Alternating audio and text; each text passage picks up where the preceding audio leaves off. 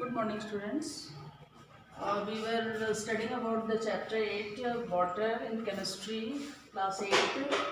And today I will tell you the properties of true solution, suspension and colloid. So true solution means it is a homogeneous mixture of two or more substances in which the solute dissolve in the solvent.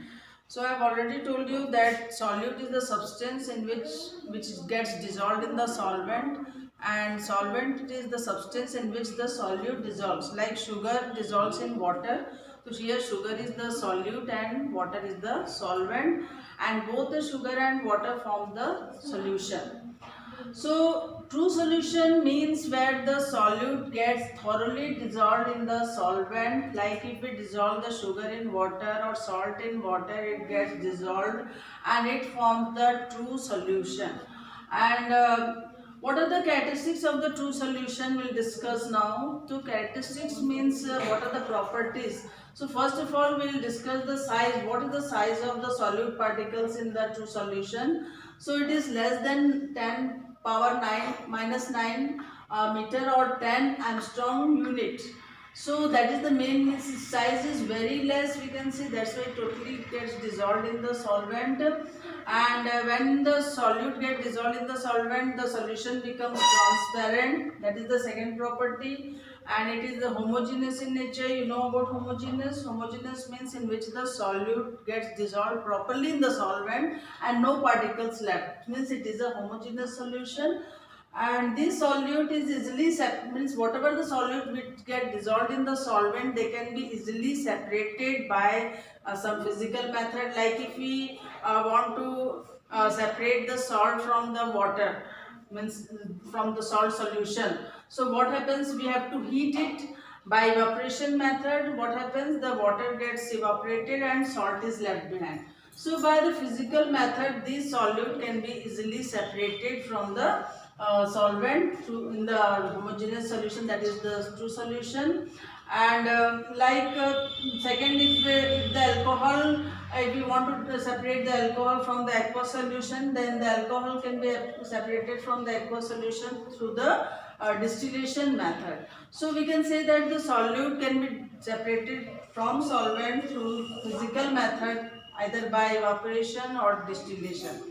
So these are the main properties of the true solution. And one more property is that in the true solution, what happens, whenever the true solution like sugar solution or salt solution, when they are left undisturbed, then no, that particle, that is the solute particles, do not settle at the bottom, means they remain stable.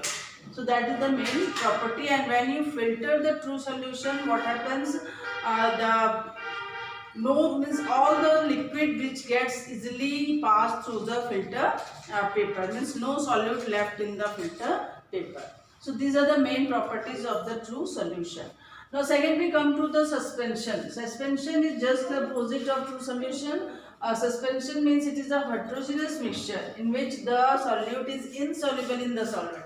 Here we have discussed the solute is dissolved in the solvent, but here the solute do not get dissolved in the solvent and it forms the suspension, or we can say it is a heterogeneous mixture. And if we discuss the size of the solute particle, so in suspension, the size of the solute particles is greater than 10 to the power minus 6 meter, that is 10,000 Armstrong units. So that is the main size, means its size is heavier than the true solution, and its particles is heavy, and that's why when we keep the suspension, that is sand in water or mud in water, mixture of sand in water or mud in water, left undisturbed for some time, what happens, the particles are so heavy that the particles of the sand or the mud, they settle at the bottom and the particles can be easily scattered in the solution, means the solute does not get dissolved properly. And this solute can be easily separated by filtration, means when we try to separate the muddy water, then what happens, these mud particles which are present in the solution, these mud particles, they remain in the filtered paper and the clear liquid comes in the bottom.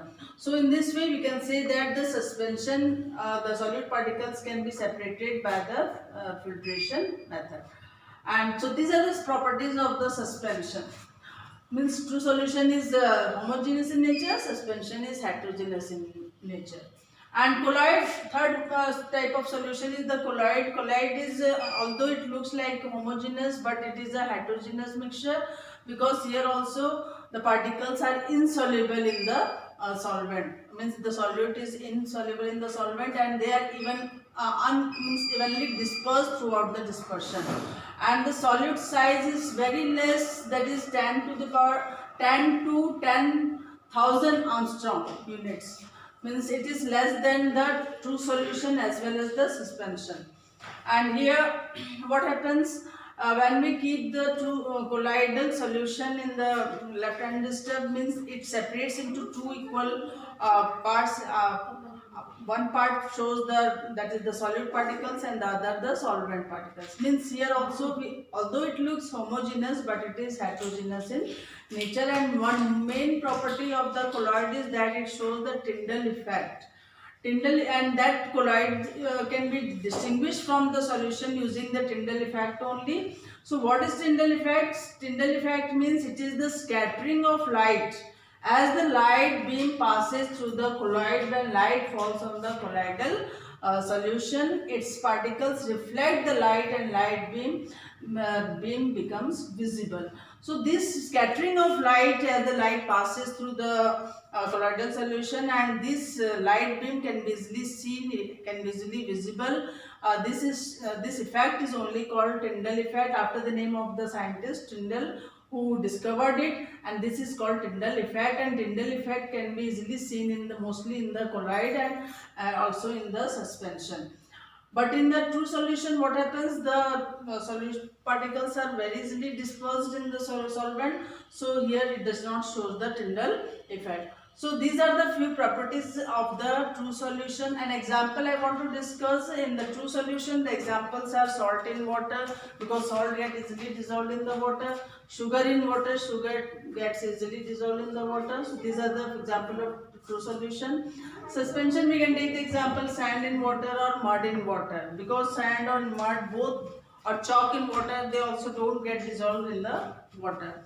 And the example of colloid, we can take the milk in water, because milk when dissolved in the water, although it looks homogeneous, but it is particle size is so small that it cannot be seen, but it remains in the solution. That is the colloid. So milk in water, ink in water, these are the examples of the colloid. And colloid main property is that it shows the Tyndall effect. So these are all the three types of solution: true solution, suspension, and colloid. Thank you for today.